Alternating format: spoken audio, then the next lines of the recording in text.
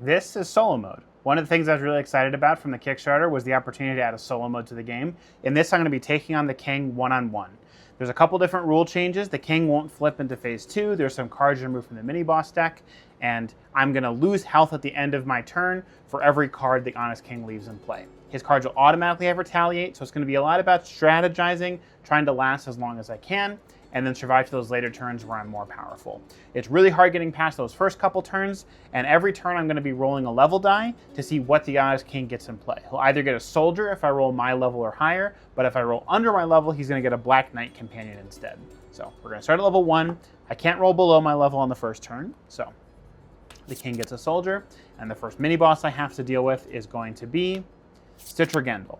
Thankfully, this thing doesn't do anything on turn 1. It's just going to be a 2/4 companion, so that was pretty lucky. But normally, when it comes into play, he'd get 2 companions from the graveyard and put them into play. So it's good that I got that out of the way early. So I'm going to draw my card for my turn, and I think I'm going to start by playing Corgi. When Corgi comes into play, I search the side deck for a Willful Fairy companion and put it into play. The Willful Fairy is a 1/1 that whenever it attacks, I draw a card and prevent all damage that would be dealt to it as long as Corgi is in play. This is a really nice combo because I can use this as an attacker early and not have to take any damage on my hero. Then with my mana, what I think I'm going to do is spend 5 to play Martial Training. Martial Training lets me, for each hero, which is just myself right now, get a martial equipment from the side deck and put it into play attached to that hero. This could let me get a nice, good starting equipment. I'm debating between an equipment that would let me attack, but I'd kind of rather not attack with my hero. I could take one that gives me more card draw, but I think what I'm going to do is pick the Traveler's Robes. Traveler's Robes will give me +3 health, and then whenever my hero gains health, they'll gain that much +1, which will be really good for my heal ability once I unlock that at next level. That's my levels, that's a lot of my mana, so what I'm going to do is I'm going to have Willful Fairy and my hero attack the soldier to kill it. They both have retaliate, but my fairy won't die, and I'll just take 2 damage. I'll end the turn there. This soldier will be destroyed and sent back to the Onyx Legion deck.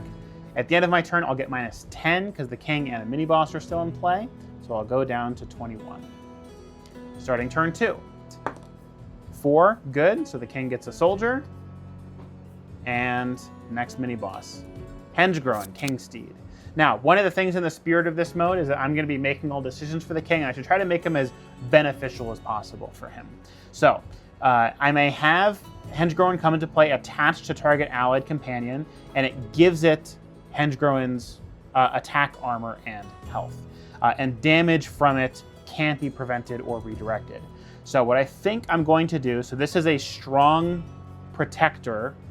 I think the smarter play, rather than doubling up on the mini-bosses, where if I had a destroy spell, it would just get rid of them both, I'm going to put it here, which kind of gets rid of my free attacks on a soldier with the Willful Fairy, because that damage won't be able to be prevented as long as the King Steed is attached to it. So right now, this soldier is going to be a 6/4/6 because of that buff from the horse. I will now draw my card for the turn, refresh my mana, and look at that! I actually drew a spell that would have been really relevant for that. So I think it's still the best play for me to get rid of that, because that's definitely the strongest combination of cards in play right now.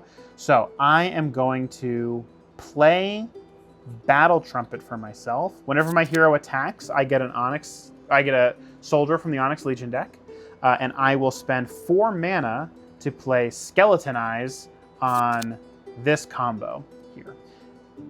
You know, I'm actually thinking right now, do I want to just leave it? Now, let's just get rid of as much damage as possible. So I'm going to use the Skeleton Eyes while I got it. Get rid of both of these. They'll be destroyed, and I will get a Skeleton Companion. Now I will use my remaining 2 mana on my level 2 ability, which would normally heal me for 3, but because of the Traveler's Robes, it'll heal me for 4 instead. So I'll go up to 25. Then I can attack with my hero here. I'll take 2 back, but I will get a Legion Soldier.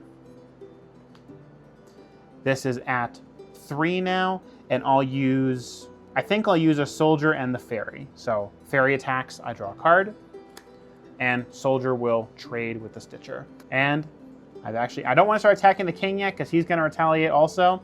I don't want to just lose these for no reason, so I'm going to just hold there, I think, for now. and I only lose 5 for the king being in play. Okay, moving on to turn 3.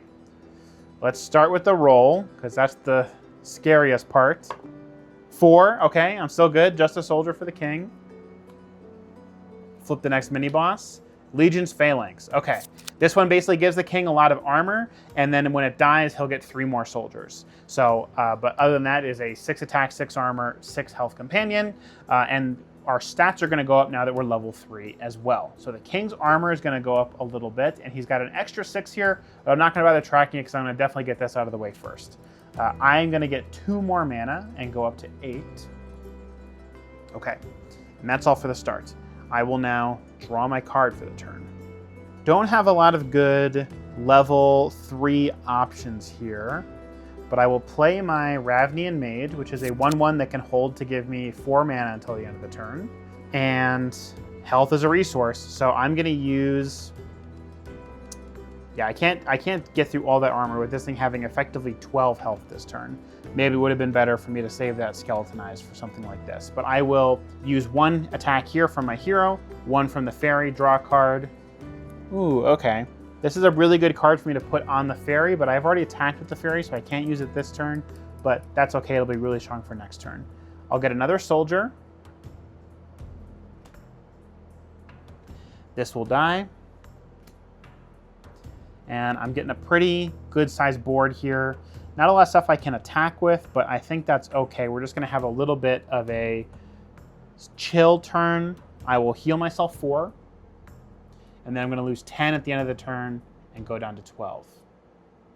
Okay, start of turn 4. Now that we've hit level 4, our abilities are coming into play. The king's ability choices are automatic, so he has taxation, which means I'm gonna have to sacrifice something at the end of each turn, which is good that I have a couple of these like small fodder companions to give to that. If I can't sacrifice anything, I'll get an additional -5 health. My ability, I think what I'm gonna end up choosing is Protection Aura, which is a pretty strong one. Whenever me or any of my companions would be dealt damage, they prevent 1 of that damage. So pretty good if he gets a lot of soldiers in play for me to trade my soldiers in without them dying, for example. Okay, let's start by the roll. 6, I'm still good. So we're now level 4. Another soldier for the king. And the next mini-boss, ooh, Ebonhand Assassin. So whenever Ebonhand Assassin deals combat damage to a companion, it's destroyed. But luckily, it only has 1 attack, and my Protection Aura blocks 1 damage. So I'll be able to get rid of this pretty easily. Ebonhand Assassin is really scary in the Tyrant game mode, because whenever it deals damage to a hero, they lose half of their health instead of taking damage. Really powerful in the multiplayer mode, but in this mode, it's usually pretty easy for me to deal with, especially because I have that Protection Aura. Okay, so I will draw my card for the turn.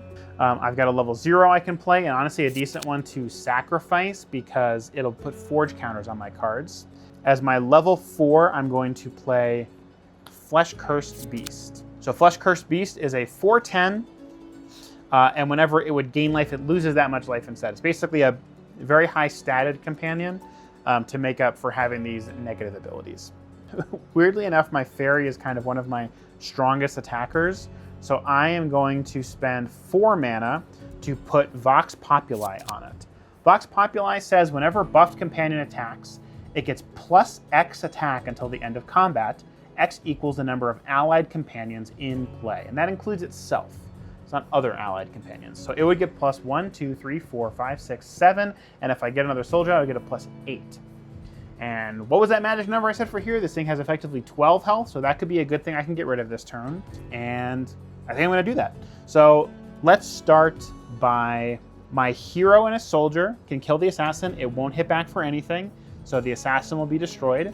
We'll say it was with this soldier. I will get a new soldier. Then my fairy can attack here for 1, 2, 3, 4, 5, 6, 7, 8, 9 with his base attack.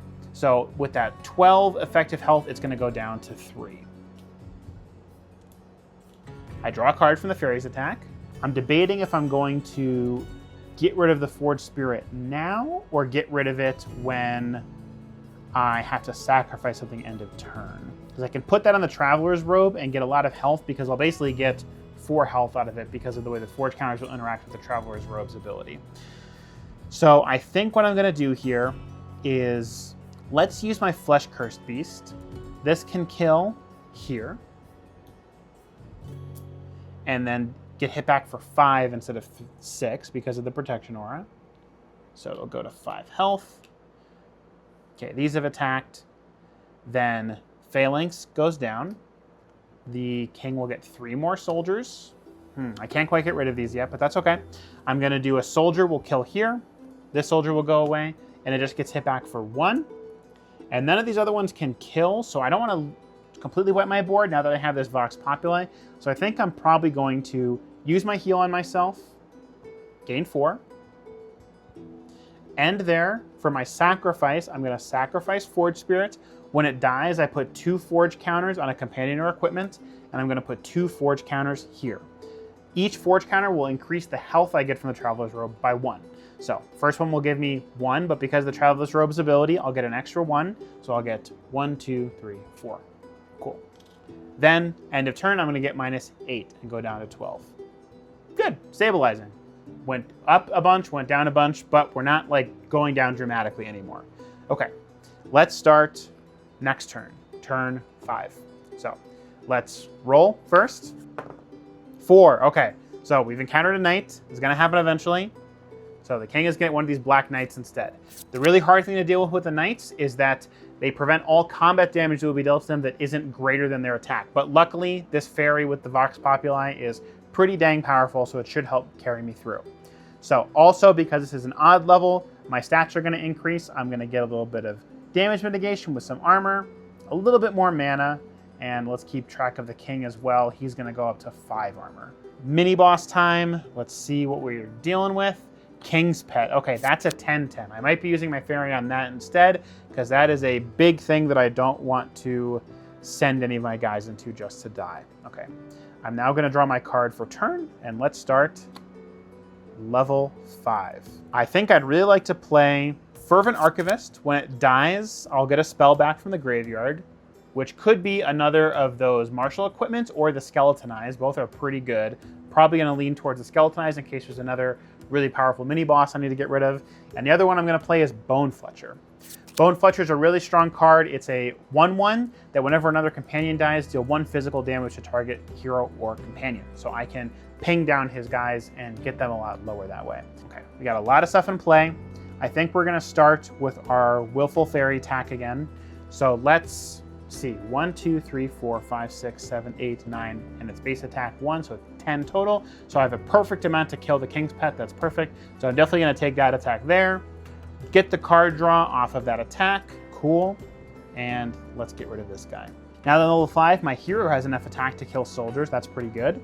So, oh, and then Bone Fletcher triggered. So Bone Fletcher will deal 1 damage. Let's deal 1 damage. Deciding if any of these would ever attack anything.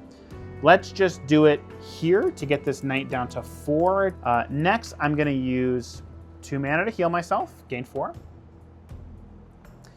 Then I'm going to use 2 mana to play Raise the Alarm, which will give me a soldier. And now I'm going to start doing some soldier trading. I'm just debating if I'm going to trade down my board at all, because that could let me ping the Black Knight a little bit easier, because I have 3 pings here, and then this could be my 4th one. So why don't I do that? I'll do a soldier here, and then these 2 soldiers, they'll each kill those. This one will also die, and then these 2 soldiers will both go to 1 health. I'm going to keep track of them over here. So that's 4 pings I get from the Bone Fletcher, which will all go on the Black Knight, and then I get to wipe the King's board, which is pretty dang nice. So I've attacked with my soldiers, I've attacked with my hero, I've attacked with the fairy. Actually, did I attack with my hero? I think I did. But either way, I don't think I'm attacking into the king. But I will, I think here, it's only gonna get harder with the Flesh Cursed Beast to attack. Debating if I want to get some damage in now. I guess I wouldn't even get through his armor, so probably not. It would only be if I wanted to send the Fervent Archivist in to die to get me that spell back, but I can just do that later, hopefully. I think we're going to pass there, move on to the next turn. I'll just get -5 because of the king, and we'll move on to level 6, next ability. Okay, this one will be pretty impactful. For taxation, I'm going to sacrifice this skeleton, I think. I get a 1 damage ping on the king, but it doesn't do anything because he has armor. Okay, so for level 6, the king now has Ebon Flame. So whenever my things are sacrificed or destroyed, I get dealt 2 magic damage, but that'll get reduced by my aura, thankfully, so I'll get dealt 1 magic. But it's going to make it a little bit harder. If any of my things start dying, I'm going to start taking a lot of damage. For level 6 for myself, I think as much as I'd love to go aggro here and make his armor basically not there, I think the best thing I can do is try and stall. So I'm going to take Cradle's Harmony, which is I can spend 6 mana to heal for 10. I think that'll really help me outpace what the damage is happening at this point. I'm hoping that we're coming around the corner here. So let's start by rolling the level die, seeing what we get. 5. I've rolled under my level again. So it'll be another Black Knight for the king. And let's see what mini boss he gets. The Emerald Knight. Whenever the Emerald Knight takes damage, he deals twice that much magic damage to another target hero or companion. And at the end of the turn, it gains health until it's back at 10 health. So if I don't kill it in one shot this turn, it's going to be a lot of damage. Or it's going to keep healing, excuse me. And the other difficult thing here is that in the solo mode, I'm supposed to be making the best decision for the king, and there's no way he wouldn't shoot that 20 damage right at me and kill me. So I'm going to have to try to figure out a good way to do this. And I think the best way is going to be with the Fervent Archivist. Let's draw my card for the turn and see what we can do here. Got a decent spell here. I think what I'm going to do here, even though it's a little weird, I don't want to attack the Archivist into the Emerald Knight, even though it would do damage, because I don't want that 4, because remember it's twice as much damage as dealt, to go on me or my Corgi, which would remove my super high blocking that I'm doing here. So what I think I'm going to do here is Archivist is going to attack just into the Black Knight, die. I will take 1 damage from Ebon Flame, and then when Archivist dies, I will get that skeletonized, because I think using a destroy rather than damage is going to be really effective against the Emerald Knight here. Let's do that. I will spend 4. I will skeletonize the Emerald Knight, destroy it, get that skeleton back. Bone Fletcher will trigger. I'll deal 1 physical damage here, so this goes down to 4 health. Seeing if I have an effective way to get that extra 1 point of damage in, but it might be a little bit weird, but I'm going to spend, I'm a little bit low on mana to do all of this. So yeah, I think what I'd rather do is make sure I get the Cradle's Harmony for sure. So why don't we use Willful Fairy here. It's hitting for a bunch, no problem. This Black Knight will die. I'll draw a card. I think we're going to just have to stall again, which is fine, because that is kind of like the point of this mode is I'm not really, I don't want to be hitting the king every turn because he's retaliating. It would just be taking a lot of damage for no reason. I want to build up to a critical mass and then try to take him out in 1 turn, really. Unless I have spell damage to hit him occasionally, but that would be it. So I'm going to spend 6, heal myself for 10, which will really be 11 because of the Traveler's Robes. So I'll go back up to 21. Then I'm going to end my turn. I have to sacrifice something for taxation, which I think will just be the skeleton again. And then I will lose 1 from Ebon Flame. Okay. Oh, and I didn't, for level 6, I'm going to play Mirage, which is a really cool card, but I'm not going to be attacking with it. So we're just going to put it in play to be efficient with my resources. But the Mirage is a 3/5 companion that ignores defenders, and it makes a copy of itself that attacks everything else. So basically it hits everything the king has whenever I attack with it, which will be really nice if there's ever a big board I have to worry about. Let's move on to level 7. My stats will increase, thankfully. I need a little bit more mana, so I'll go up to 12 now. Hoping we can kind of clear through it here at this point. We'll see if we get a knight again at level 7. Nice, I didn't get one. Okay, so just a soldier to deal with, that's good. But we are at level 7.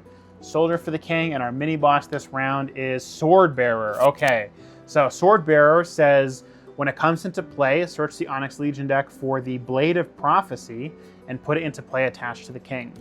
Blade of Prophecy will give the king +3 attack, retaliate, and whenever he deals combat damage, he gets +3 health. So that is pretty strong. Let's see if I can get something to maybe get rid of that blade, or just like I said, once again, maybe I'm just going to be waiting and hitting with the fairy every turn and trying to deal damage that way. Let's start by drawing my card for turn. I got something that gives me a little more card draw, which is nice. So I will play both of these. A Moorland Enchantress, which is a 1/1 that I can spend 1 mana when I play a spell to draw a card. And an Arcane Unraveler, which won't come into play much for this because it lets me destroy spells, but is really just another body for me to have in play for this Vox Populi effect. Now what I'm going to do is spend 3. You know, I even forgot I had this Ravnian Mage for mana last turn. I could have done that to have more. Okay. A lot of things to keep track of here. So I'm going to spend 3. I'm going to play Forged in Flames. I'm going to deal 3 magic to the king because I think it's just the most effective right now. So 3 to him. I get to put a Forge counter on something. I'm going to put it on my Traveler's Robes again because that will give me another 2 health. Then I'm going to spend 2 to heal myself with my basic ability, which will heal me 4. Now for some attacks. Onyx is going to kill the Sword Bearer here. I'll get hit back for 2, which is really 1 because of my armor, so I'll take 1. Then I will get a soldier from Battle Trumpet. Oh, I'll get a ping from the Bone Fletcher when that Sword Bearer died. I'll do 1 damage on the king. Let's chip down his armor a little bit. Really debating how I want to do this here. I could also use my heal to just make a companion healthy enough to survive an attack on the king, which could be viable, but I'm debating how many more turns I really even need because I'll have 1, 2, 3, 4, 5, 6, 7, 8, 9, 10, 11, 12 from the fairy this turn with the Vox Populi. Yeah, let's just continue playing it smart. Soldier here takes out this soldier. This soldier goes to 1. 12 from the fairy, straight on the king. Oh, another 1 damage from the Bone Fletcher, so this is here. Minus the 4 armor, he takes 8, and king's down to 24. He hits back, but because this prevents all damage, he won't heal at all from the Blade of Prophecy. So we're going to kind of play it slow so that I can work around that equipment that's really powerful and hopefully deal with him this way. I think just to be perfectly safe, we're just going to spend 6. Let's get him damage while we can too. We'll hold the Ravnian Mage, so I'll get another 4 mana, which I'll use to play this Fisher to deal 6 to the king. And then I'm going to heal myself for 11 and go up to 36.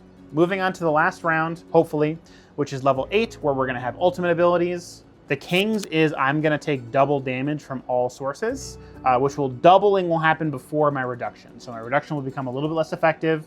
Oh, at the end of that last turn, I took 1. I guess I'll sacrifice, let's say, this soldier at this point. Technically, from that sacrifice, I get another 1 damage on the king, so we'll take it. So I'm going to be taking double damage from stuff. For my ultimate, I think the best thing is to now take what will let me hopefully kill the king as fast as possible, which is Radiance. Whenever I cause Ias or an allied hero or companion to gain health, I can spend 1 to also deal that much magic to a hero or companion. So with that, I can hopefully burst down the king's remaining health because I have a good 15 healing on my hero, and then that can be 15 damage on the king. Okay, so let's see what we get as far as I could still roll an 8 to not have a knight here, but let's see what we get from the roll first. A 3, okay, so it's gonna be a knight. So a knight for the king and mini boss. Watcher at the Gate. Okay, that's a tough one to deal with. When Watcher at the Gate dies, destroy all non-hero cards target player control. So that could wipe my whole board if I'm not careful. Now, I can sort of work around this in an interesting way because the Watcher is going to be defending the king. I can bring the Watcher down to 1 health and not kill it, and then attack over the Watcher and just do 1 less damage every time I attack the king, which is probably what I'm going to have to do to avoid that board wipe. So let's draw my card for turn. Got some damage cards. Let's see how we're going to do this. And because everything takes double damage, I can't quite get around things with the protection aura as much anymore because everything's going to be taking much more damage. Let's do this. I'm going to pay 3 mana and play Shatter Ground, which will deal 2 physical to each enemy, hero, and companion. So, sorry, King, your armor should be back up. So should mine. 2 physical will knock off 2 of his armor, knock this guy down to 3, and then this guy down to just knock off his armor, so he's at 6 health. Okay, now I can deal 4 here to knock the Watcher down to 2. This will die. It got hit back for 8, and it had 5 health. I block 1 of that, so 7. The excess is 2 because this has Feeble. I take 2 minus my 1 armor. I take 1. Deciding how to get in the most damage possible. Let's just deal 1 physical here, leave this guy at 1. That's where I want him to be anyway. So this is a total defense of 8. My fairy can attack for 1, 2, 3, 4, 5, 6, 7, 8, 9, 10. Minus the 8 hits him for 2. Brings him to 15, which isn't quite low enough because I'm only going to be healing for... Oh no, this is exactly 15 because it's 4 plus 11. So I can actually do this way. So Fairy will attack over these defenders, so they'll reduce it by their health, which is a total of 4. plus the 4 armor. So it'll reduce this by 8. And once again, this was 1 base and then 2, 3, 4, 5, 6, 7, 8, 9, 10. So minus the 8, the king is going to lose his armor and take 2. He'll go down to 15. I'm then going to spend 6 to heal myself for 11. Go up to 45. Then spend 1 from Radiance to deal 11 to the king. Knock him down to 4. Knew this guy would come in handy. Use that Ravnian Mage. Get 4 more mana, which lets me heal my hero for another 4. And spend that 1 to deal the last 4 damage to the king. And there we go. That's solo mode. It was tight. I gotta be honest with you, I played about 3 or 4 games before this and kept dying on turn 2 or 3, so it's really about surviving through those first couple turns, and while it can be tough to stall where you need to, think of this like a puzzle and approach it that way. You really want to be playing very carefully, trying to stall, and get to that critical mass where you can take out the king in as little attacks as possible so you're not taking a lot of hits back in addition to the health loss you take at the end of the turn. So that's solo mode. I can't wait for everyone to get their hands on Ray the Onyx King and try out solo mode for themselves.